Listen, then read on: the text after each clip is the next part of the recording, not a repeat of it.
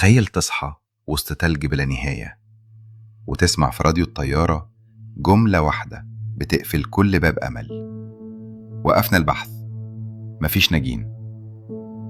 ساعتها بس هتفهم إن الرعب الحقيقي مش إنك تموت، الرعب إن العالم يقرر إنك انتهيت وإنت لسه بتتنفس. يوم 13 أكتوبر 1972 طيارة عسكرية من الأورجواي رقم 571 كانت شايلة فريق كرة رجبي ومعاهم ركاب. طلعت وسط طقس صعب فوق جبال الأنديز ومرجعتش. فجأة ظهر جبل قدامهم من قلب العتمة، والطيارة خبطت في الحافة، الديل اتكسر، وبعده الأجنحة وقعت واحدة ورا التانية، وفي لحظات اتفتح ظهر الطيارة وطار منه الركاب. أما جسم الطيارة اللي فضل فاتزحلق على الجليد مئات الأمتار بسرعة مرعبة لحد ما خبط في كوم التلج ووقف فجأة. في الصدمة الأولى مات 12 والباقي صحي على واقع مستحيل. الناجين لقوا نفسهم في مقبرة بيضاء على ارتفاع حوالي 12,000 قدم. مفيش أكل ولا دفى ولا أي علامة إن حد قريب.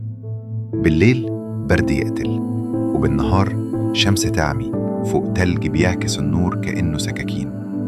مفيش شجر، مفيش حيوان، مفيش حتى غلط صغير تقدر ترجع الزمن وتصلحه. أول أيامهم كانوا بيعملوا اللي يقدر عليه أي بشر: يسيحوا التلج عشان يشربوا، يكسروا كراسي الطيارة ويحرقوا اللي يقدروا يحرقوه عشان دقيقة دفى، ويتسندوا على بعض عشان ما ينهروش.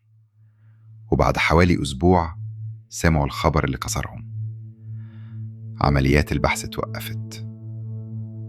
من هنا القصة بتدخل أحلى فصل. خليك معايا للنقطة الجاية، لأن هنا ظهر السؤال اللي مفيش إنسان بيتمنى يجاوبه.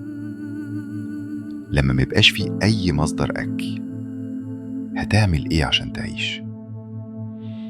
الاختيار كان قاسي ومهين للروح: يا إما يموتوا واحد ورا التاني من الجوع، يا إما يتفقوا إن أجساد اللي ماتوا هتبقى سبب نجاة اللي لسه عايشين.